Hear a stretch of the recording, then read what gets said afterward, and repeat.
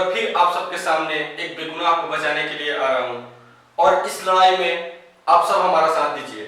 आपको पता होगा कि हमारे ही देश के एक सच्चा नागरिक जिनका नाम कुलभूषण यादव है, इन्होंने ईरान में अपनी बिजनेस स्थापित किया और पूरे ही कानूनी तौर पे वहां अपने बिजनेस को आगे बढ़ाया।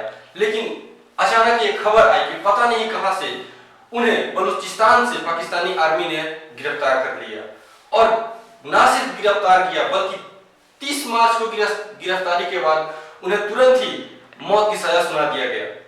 मैं अपील करना चाहूंगा अपने देश के समस्त नागरिक से और अपने देश के प्रधानमंत्री से और तमाम सभी राजनीतिक पार्टियों से कि वो एक हमारे देश के सच्चे नागरिक हैं और उन्हें बचाने के लिए आप सब आगे आए और भरसक प्रयास करें। मैं धन्यवाद देना चाहता हूं नरेंद्र मोदी और सुषमा स्वराज जी का, जिन्होंने इस लड़ाई को आगे लेकर चलने का काम किया है। और कल के ही बयान में हमने ये पाया कि सुषमा स्वराज ने यहां तक कह डाला है कि हम कुलभूषण यादव को बचाने के लिए किसी भी हद तक आगे जा सकते हैं, यूएन में जा सकते हैं, मानव संसाधन विकास मंत्री से बात करेंगे, उनको बचाने की भरसक प्रयास करेंगे। साथियों, हम कब तक ये बर्दाश्त करते रहेंगे कि हमारे देश के नागरिक पाकिस्तान में पकड़े जाए और उसे कुछ ही दिनों बाद मौत की सजा सुना दिया गया।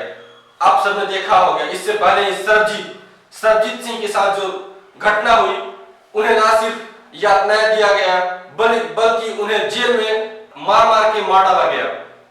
ये कहां तक का रवैया है पाकिस्तान के, हम बर्दाश्त नहीं कर सकते। हम निवेदन करना चाहेंगे अपने समस्त नागरिक से कि वो रोड पे आए और राजनीतिक पार्टियों को झुकने पे मजबूर कर दे, अपनी आवाज उठाए।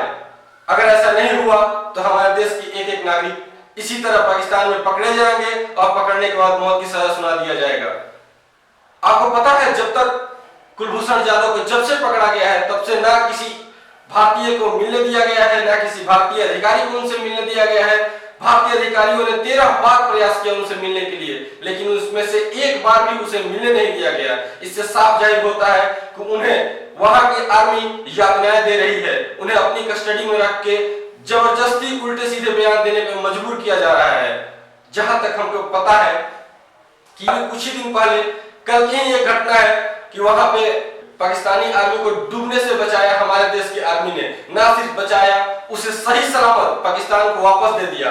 यदि भारतीय आर्मी चाहती थी तो उसे पकड़ करके अपने देश में रख सकती थी और उससे पाकिस्तान के राज को गलवाने की कोशिश कर सकती, लेकिन हमारे देश की ये रूल नहीं है। हमारा देश एक सनातनी है और वह तब तक अटैक नहीं करता जब तक उधर से कोई प्रतिक्रिया नहीं आ जाती। तो मैं निवेदन करना चाहता हूं अपने सभी साथियों से, सभी मित्र और सभी दोस्तों से कि एक सच्चा भारतीय होने का हक अदा करें और कुलभूषण की लड़ाई को आगे लेकर आने का काम करें और उन्हें हम बचाने की भरसक प्रयास करेंगे। हम निवेदन करेंगे अपने देश के सभी राजनीतिक पार्टियों से कि वो एक साथ आए, एकजुट होकर के संसद में आवाज उठाए और अंतर्राष्ट्रीय मंच में फिर से एक बार पाकिस्तान को घेरने का काम करे। तब जाकर हमारे देश का एक नागरिक बच पाएगा और सही सलामत इंडिया में आने का काम करेगा।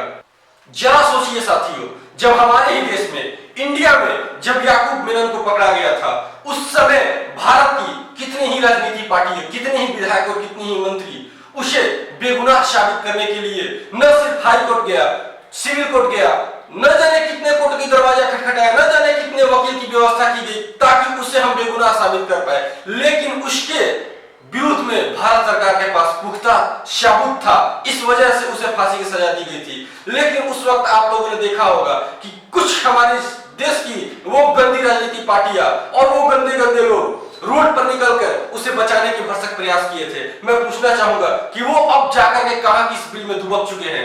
क्या उन्हें आज अपने देश की एक सच्चे नागरिक को बचाने के लिए आगे आने की जरूरत नहीं है?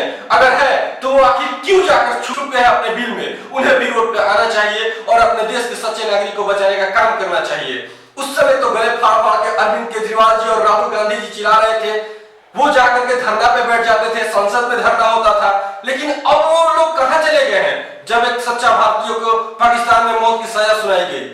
ऐसे नहीं चलेगा। अगर ऐसा ही होता रहा तो हमारे देश के नागरिक ये सोचने पे मजबूर हो जाएंगे कि हमारे देश के नागरिक के साथ छलावा किया जा रहा है। अगर ऐसा नहीं हुआ, उन्हें हम बचा नहीं सकते हैं, तो हम सभी नागरिक रोड पर आकर एक क्रांति करने का काम करेंगे और अपने देश के उस नागरिक को बचा कर लाने का भी काम करेंगे। हम चुप नहीं बैठने वाले घर में। हम आगाह कर देना चाहते हैं भारत सरकार को और इस देश की समस्त पार्टियों को कि नागरिक के ऊपर, एक सच्चे जनता के ऊपर राजनीति करना बंद कर दे।